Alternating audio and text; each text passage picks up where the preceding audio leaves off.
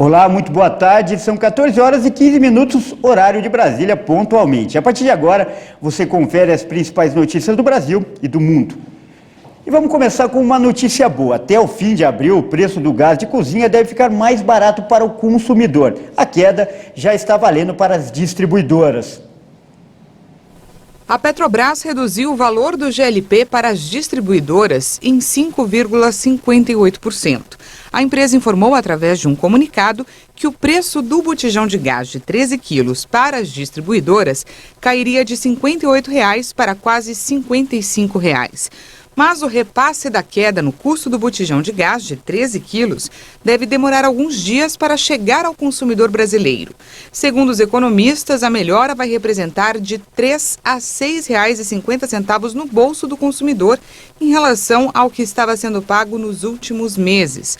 Uma pesquisa da Agência Nacional de Petróleo, Gás Natural e Biocombustíveis indicava que o valor do botijão de 13 quilos custava em média no país R$ 113. A Petrobras reajustou o GLP para as distribuidoras em 16% em março. Em algumas capitais, o preço do botijão foi de R$ 118 para R$ 130.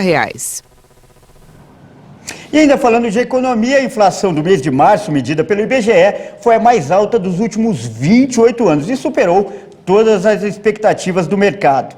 A repórter Maria Clara Leite traz mais informações. A inflação de março foi puxada principalmente pelo grupo dos alimentos de consumo em domicílio e também pelo grupo dos transportes, que inclui aí, é claro, o valor dos combustíveis. Esse foi o maior resultado para o mês de março desde 1994, antes mesmo da implantação do real. De janeiro para cá, o indicador acumula alta de 3,20% e em 12 meses de 11,30%. A gente já teve o ano de 2021 uma inflação acima dos 2 dígitos, a gente vai fechar provavelmente 2022 com uma inflação acima do teto de 5% estabelecido pelo Banco Central, mas esperamos aí pelo menos uma inflação abaixo dos 2 dígitos, o que traz aí uma pressão maior para que o Banco Central, o Copom, continue aumentando a taxa de juros para os próximos meses para conseguir arrefecer esse impacto da inflação no bolso do consumidor. Olhando um pouco a inflação de março, nós temos alguns efeitos, né? Um dos principais é a guerra da Ucrânia, que trouxe aí uma pressão no preço dos combustíveis. Rússia e Ucrânia são importantes produtores de combustíveis no mundo, de petróleo, isso acaba afetando bastante o preço de combustível, que foi o componente que apresentou maior nível de aumento. Outro componente importante é a parte de transportes, né? Passagens aéreas, transporte coletivo, tiveram reajustes e isso também acabou aí pressionando a inflação para o mês de março. E por fim, alimentos. Lembrando também que Rússia e Ucrânia são importantes produtores de commodities, né, principalmente o trigo e o milho, embora o Brasil não importe diretamente da Rússia e sim da Argentina o trigo, mas a Argentina segue os preços internacionais e a gente acabou também tendo esse efeito da pressão dos preços de alimentos na inflação de março.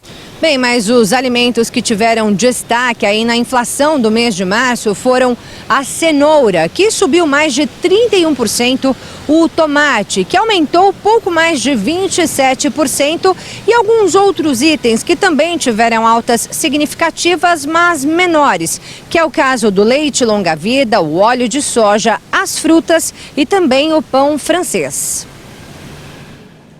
E o exército israelense anunciou que vai fazer novas operações nos arredores de Jenin. É dessa região que procedem os 2 palestinos responsáveis pelos atentados contra Israel na última semana. Nesta segunda-feira, milhares de pessoas participaram do funeral de Mohamed Zarkané, de 17 anos, incluindo homens encapuzados que atiravam para o alto. Segundo o Ministério Palestino da Saúde, o jovem foi alvejado por balas israelenses no domingo. Mohamed estava voltando do trabalho quando um veículo militar israelense passou e atirou nele. Ele não estava segurando arma ou munição, nem mesmo uma pedra.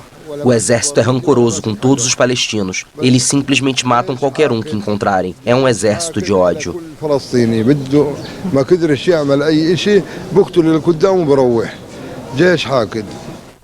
As facções armadas palestinas em Jenin estão em estado de alerta e os combatentes locais foram mobilizados para lidar com uma incursão das forças israelenses.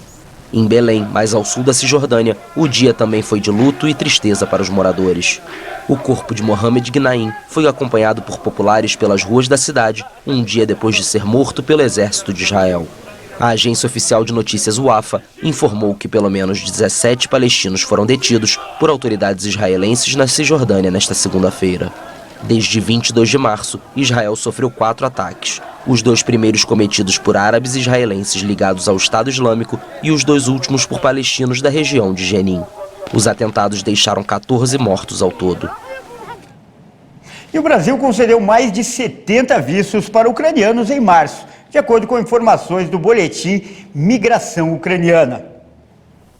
O Brasil concedeu 74 vistos e 27 autorizações de residência humanitária para ucranianos no período entre 3 e 31 de março. As informações são dos Ministérios da Justiça e das Relações Exteriores. A ação concedeu as medidas de acolhimento para cidadãos afetados ou deslocados devido à guerra na Ucrânia.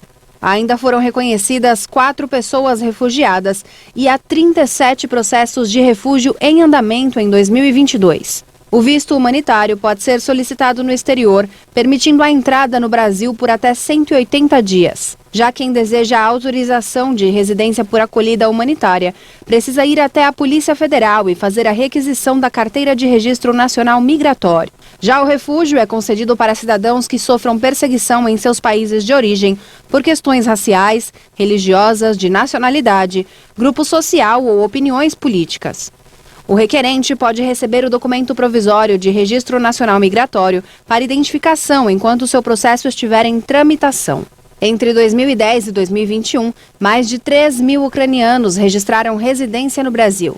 E o ano de 2019 registrou o maior fluxo migratório, com 22.201 ucranianos entrando e 21.189 saindo. No primeiro trimestre de 2022, a média mensal de entrada foi de 1.625 pessoas, sendo que 80% estavam de passagem. Silvana Pilipenko, a brasileira que estava desaparecida na Ucrânia, chegou à Paraíba no último domingo. O encontro foi marcado por emoção. A artesã morava em Mariupol. Ela ficou 26 dias sem nenhum contato com a família. No início do conflito, Silvana chegou a gravar um vídeo e avisou que a cidade estava cercada pelo exército russo e não tinha como sair de lá.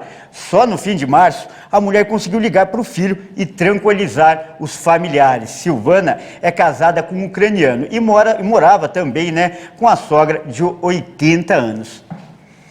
Olha só essa notícia: dormir pelo menos 7 horas por noite pode ajudar a emagrecer. Isso mesmo. A conclusão é de um estudo realizado por pesquisadores da Universidade de Chicago, nos Estados Unidos. Para realizar a pesquisa, foram selecionados 80 adultos acima do peso que costumavam dormir mal ou ter poucas horas de sono durante a noite, com idades entre 21 e 40 anos. Eles foram monitorados em casa, assim como o peso e a composição corporal de cada um. Durante as primeiras semanas do estudo, não foram observadas alterações das rotinas de sono. Chegando no 15º dia, os participantes foram divididos em 2 grupos.